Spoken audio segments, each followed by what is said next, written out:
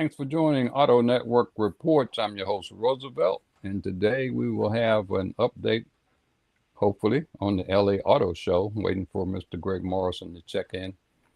In the meantime, you can find us on blackpressusa.com. We provide all the automotive content for that website.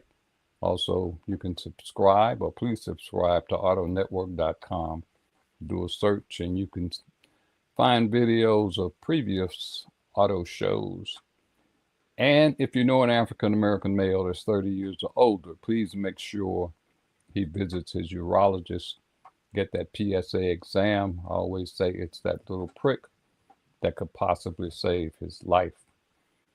Before we get into the LA Auto Show update, we have some news in reference to EVs. As you know, right now, EVs is a hot topic. They're all over the place. Everybody's talking about EVs.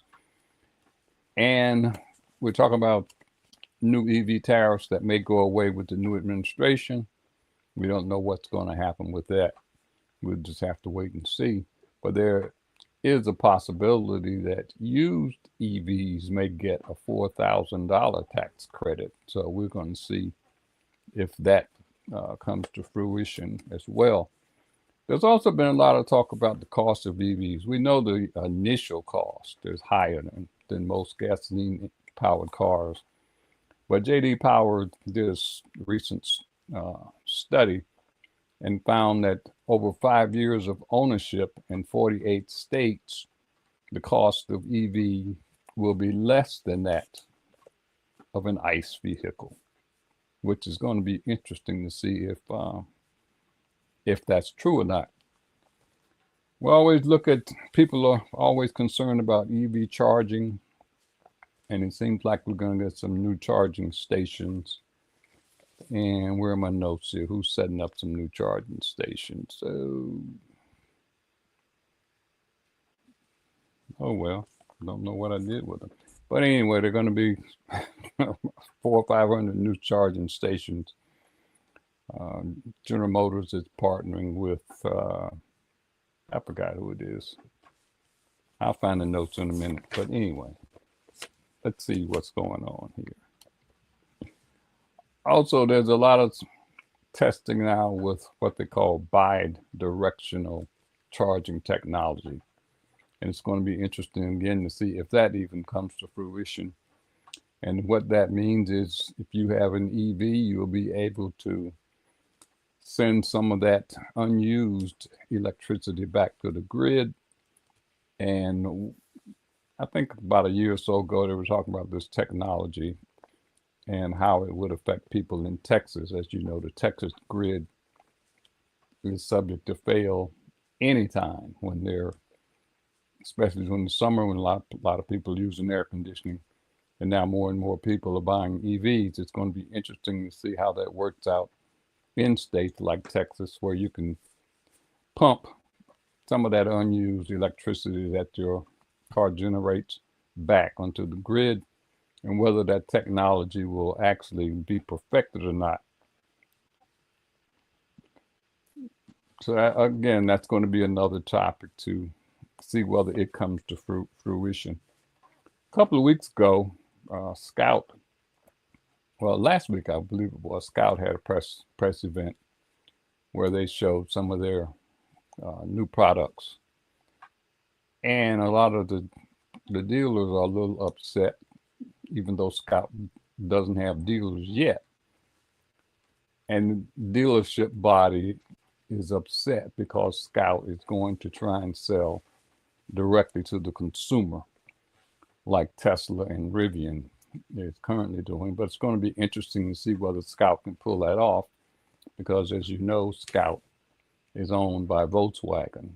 The reason Tesla and Rivian were able to sell directly to consumers was because they did not have a history or legacy of an auto dealership body in the United States.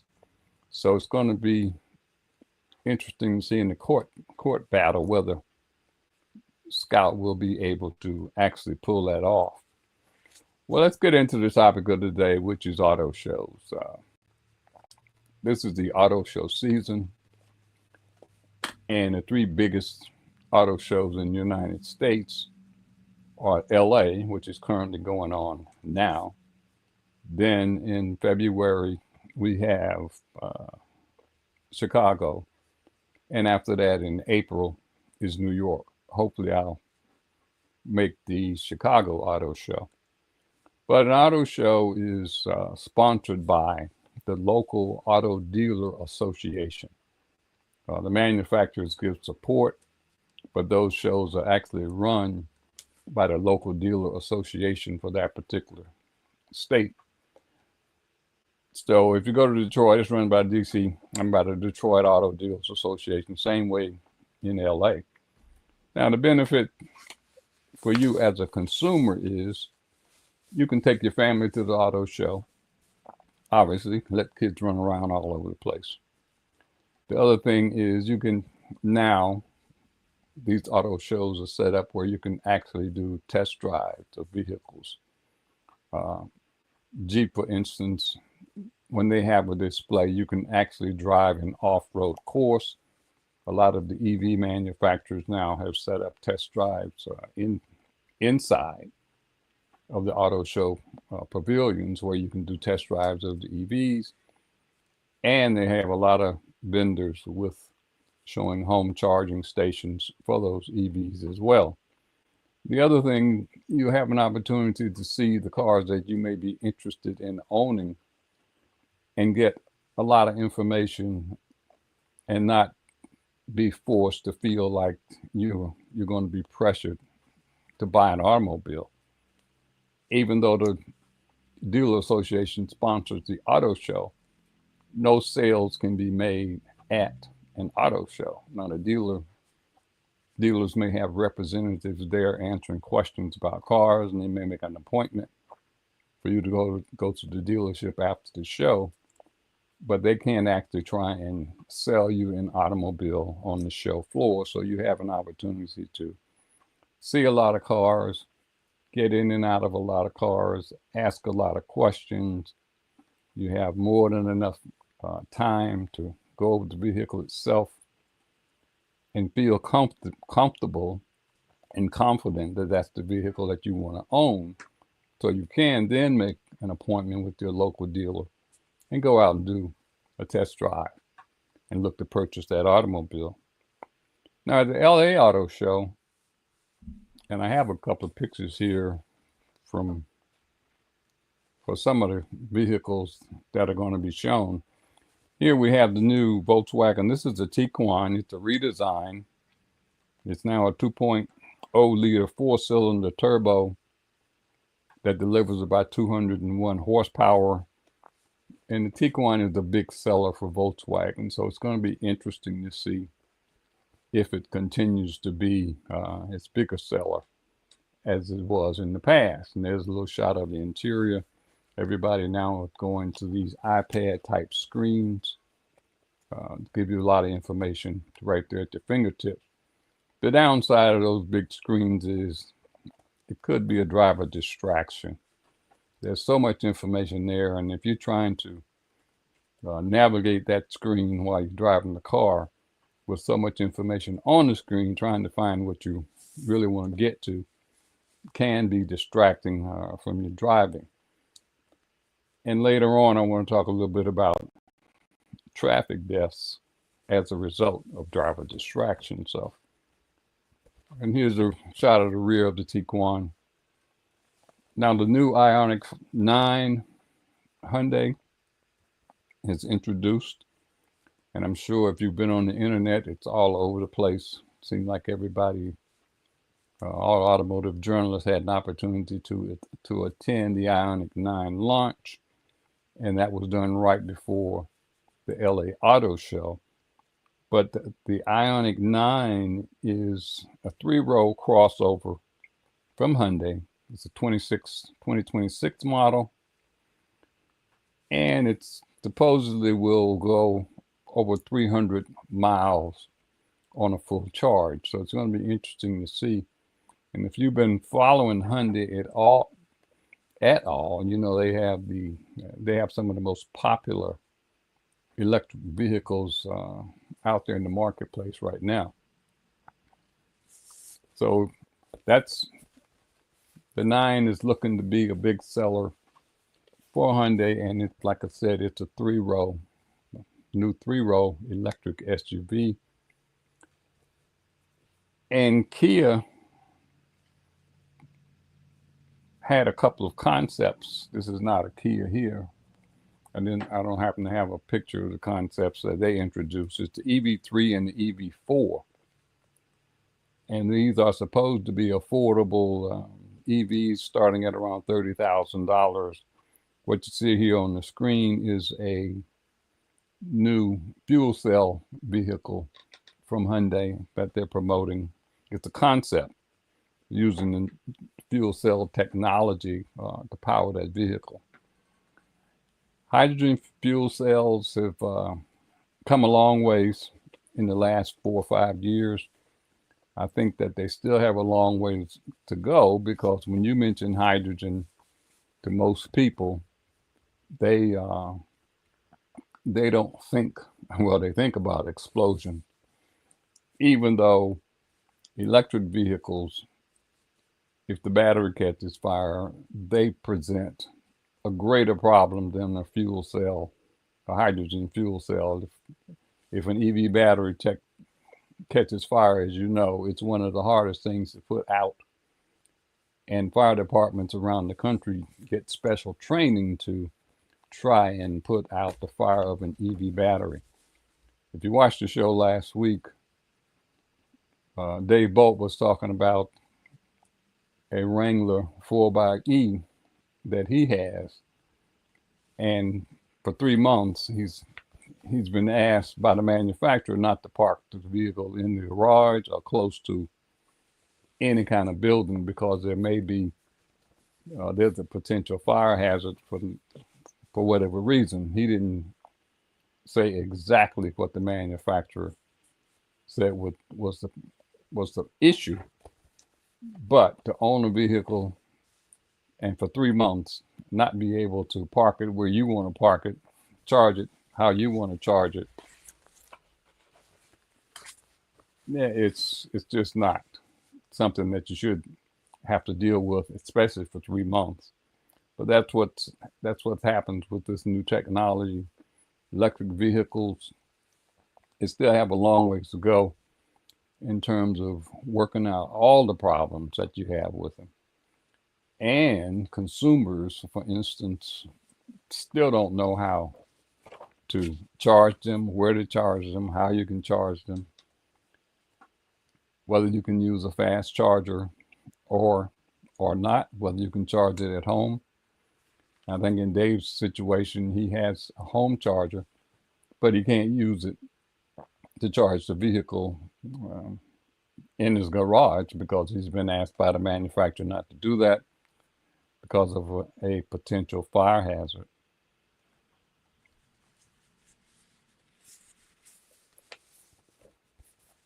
I want you to take a look at a vehicle that I had last week.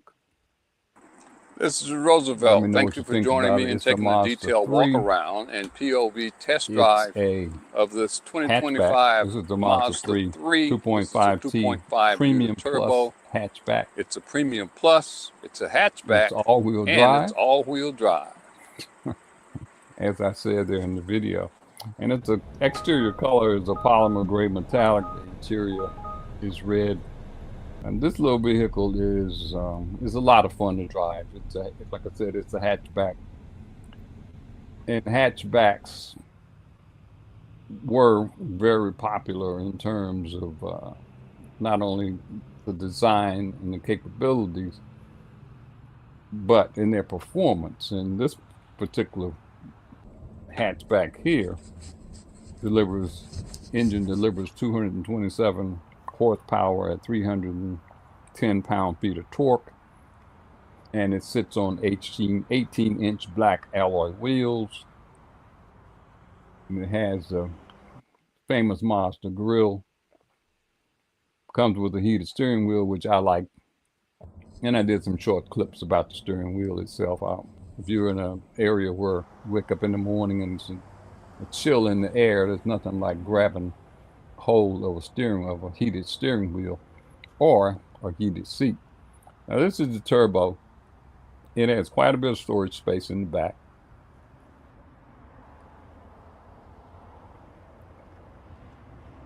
So let you take a look around. It's power sliding glass moonroof.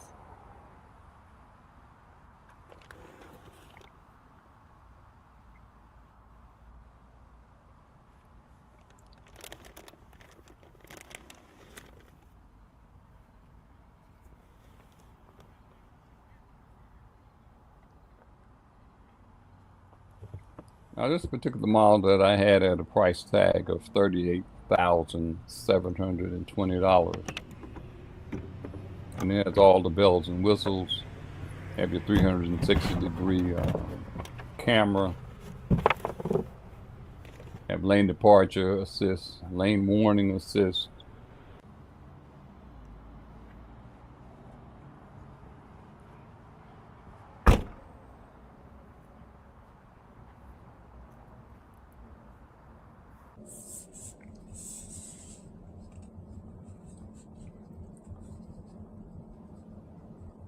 Now, when you're looking at a new car that catches your eye,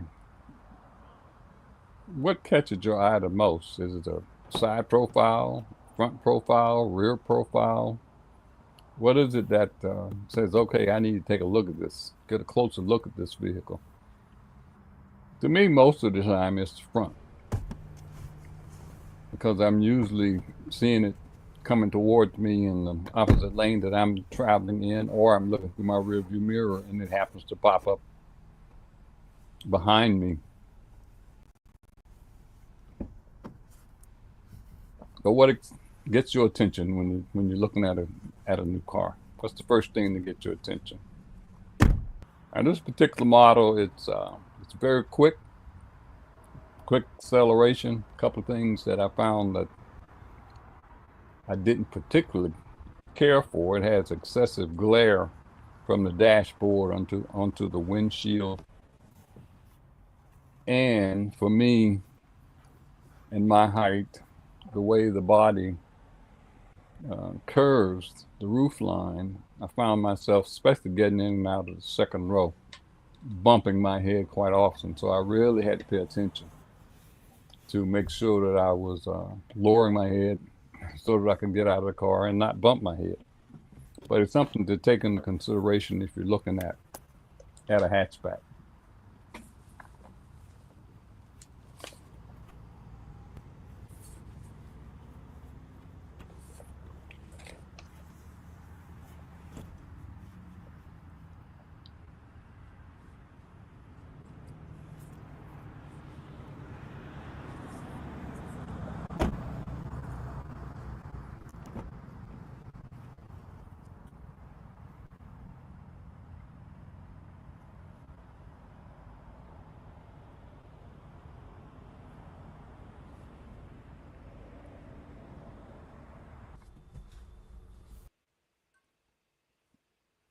Okay, that was the Mazda 3. We have a few more news items. We have a couple of promotions in the auto industry. Jose Munoz is now the new global president and CEO of Hyundai. And I think that takes effect in January. And Allison Witherspoon is the new CMO of Nissan. So I want to congratulate both of them on their new positions. And earlier we were talking about EVs. EV registrations are up, even though Tesla and Rivian sales have slowed, which tells me that the other manufacturers are doing a better job of, I guess, marketing and advertising their EVs, and more people now are a little more familiar with EVs and the registration, which means that they're out buying these cars, these EVs, and registering. Now, I don't know whether you've seen this or not, but whether you're familiar with Lucid. It's a very expensive EV. And Lucid had one of their models to try out as a police car in California. Now, the only thing that a Lucid would do if it were to become a police car is it would outrun anything out there on the road in the gasoline car that's out there. But it's not practical, first of all, to be a police car. I think they start somewhere around $72,000, so it would be prohibitive for a police department to even try to have Lucid automobiles as police cars. But hey, Lucid gave it a shot. And VinFast, which is a Vietnamese manufacturer that's now in the United States, they're delivering cars through select dealers. And they have delivered their first VF9 at their California headquarters. And the VS9 is an electric three-row SUV, and it starts at around $72,000. So VinFast is now officially selling cars in the United States, and they're not cheap, for one thing. Earlier, I mentioned that we were talking a little bit about driver distraction, and it seems as though the National Highway Traffic and Safety Board said we're having the highest number of traffic deaths in the United States, and we're having more than any developed country. Now, that's a sad state of affairs, especially with all the technology that we currently have in automobiles. And it's gotten to the point that the National Highway Traffic and Safety Board has deemed that traffic deaths as a health risk. Now, again, with all the safety features and the technology that we have in automobiles, there's no way in the world that we should be having as many traffic deaths as we do here in the United States. If you're ever on the highway and you're driving along and if you find that you're behind somebody that's going relatively slow in the fast lane, or they seem to be weaving, more than likely they're on their cell phone. That's a good telltale. The drivers slow down because they're paying more attention to the cell phone than they are driving the automobile. And they're also weaving. And a lot of the technology that we have in these cars, like I said before, creates driver distraction, especially with these large iPad-looking screens with all the information on the screen. And if you're trying to find something on that screen, it's very easy for you to take your eye off the road. And it only takes a fraction of a second before you can have an accident. And with people driving like they do today at the speeds that they do, speed limits and stop signs and red lights are just suggestions. I don't know how many times I was about to pull out from an intersection with a light change, and I didn't, and a car blew through the red light at wasn't even normal speed. They were going faster than the posted speed limit. And I see it too many times where I live, where people just blow through stop signs, they blow through stop lights. And like I said, those are becoming just suggestions now to people when they're out driving. So please, please, please pay more attention. If you're moving at 60, 70 miles an hour, surrounded by metal, and you hit something that's also traveling 60, 70 miles an hour, you may survive the crash, but the chances are against you of making it out of that collision alive. So please, please, please pay attention.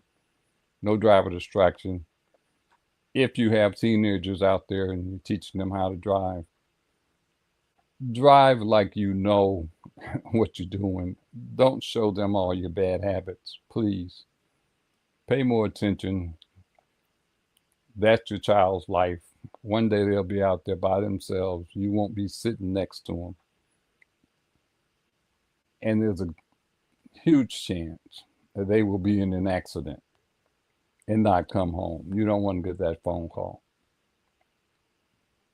But I guess Greg didn't make it from the LA Auto Show. So as you can see, I stumbled through this through this show today. Normally I'll have a couple of people, but I guess other people are on travel. But this is Roosevelt with Auto Network. Please subscribe. As always, buckle up, don't drink and drive. Buckle up and don't text and drive. See you next time.